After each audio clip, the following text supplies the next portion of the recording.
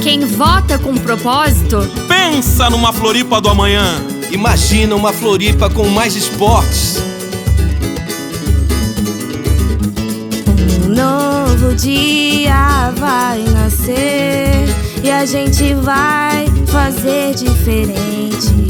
Pensar no futuro, exaltar o passado, e nossa cidade pro mundo mostrar. É o Ed, que luta por esporte, cultura e lazer,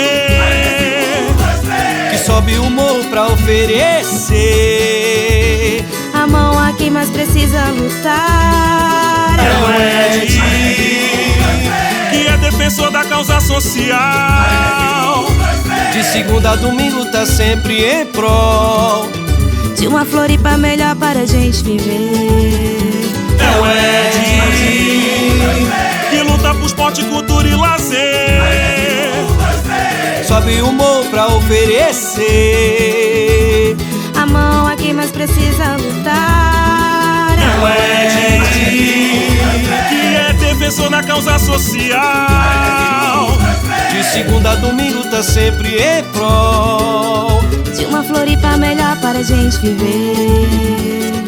Uma Floripa melhor para a gente viver.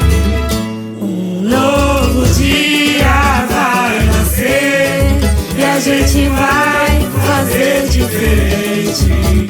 Pensar no futuro, exaltar o passado, e nossa cidade pro mundo mostrar. É o Ed, que luta por esporte, cultura e lazer, que sobe o morro pra oferecer a mão a quem mais precisa lutar. É o Ed, que é defensor da causa social, de segunda a domingo tá sempre em prol de uma Floripa melhor para a gente viver.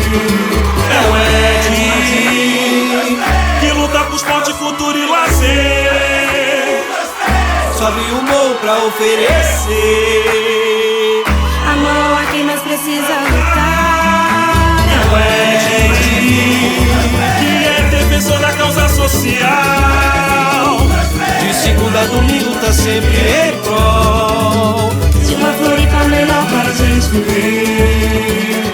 De uma Floripa melhor para a gente viver. uma Floripa melhor para a gente viver.